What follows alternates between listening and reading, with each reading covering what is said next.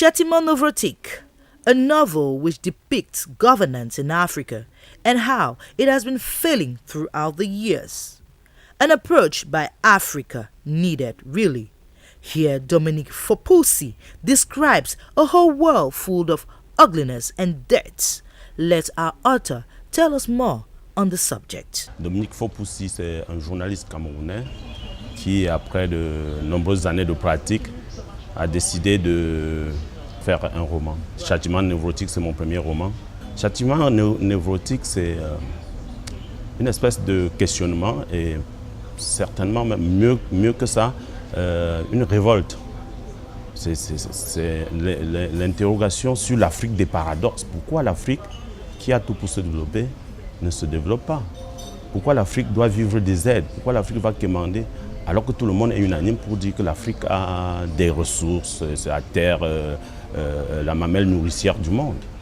Et donc du coup, on se pose cette question et on s'inquiète, on s'énerve même parce que on ne peut pas, sur le chemin du développement, être à la traîne alors qu'on a tout pour être devant.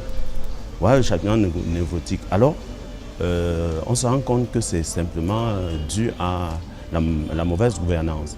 Les pays qui ne suivent pas le chemin du développement ne respectent pas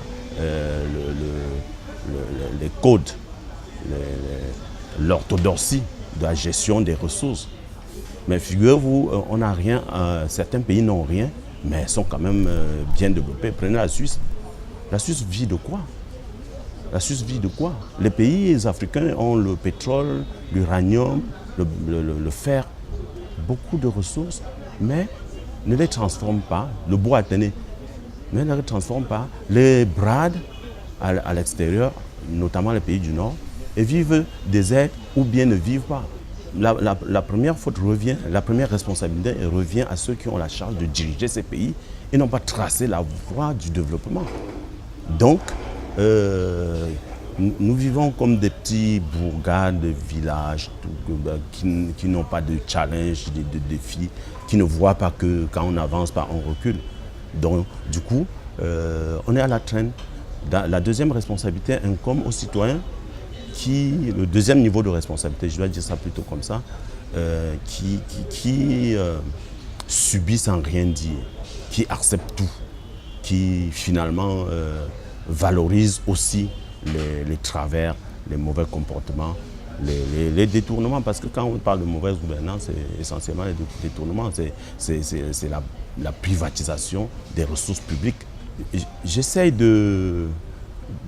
d'utiliser l'hyperbole, la caricature, l'exagération, les figures de style qui permettent de grossir les traits pour essayer de secouer le lecteur, pour que le lecteur se dise mais s'inquiète pour titiller la sensibilité du lecteur.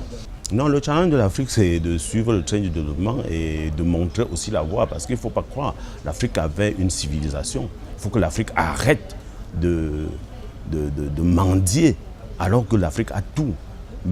Pour prendre le cas du Cameroun, dans les années 60, au milieu des années 60, le Cameroun avait aidé la Corée du Sud. Aujourd'hui, on fait la manche. Ce n'est pas sérieux. Donc, qu'est-ce qui s'est passé entre-temps? Il faut respecter le bien public.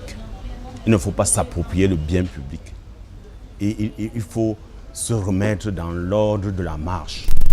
Et l'ordre de la marche, ce n'est pas en privatisant les biens publics, c'est plutôt en investissant les ressources dans le développement, dans l'être humain. L'être humain, aujourd'hui, n'est pas au centre des préoccupations des dirigeants africains.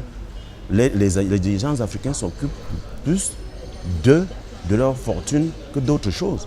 Je dois féliciter Africulture pour son engagement, pour sa passion, pour son amour de l'Afrique et de la culture africaine.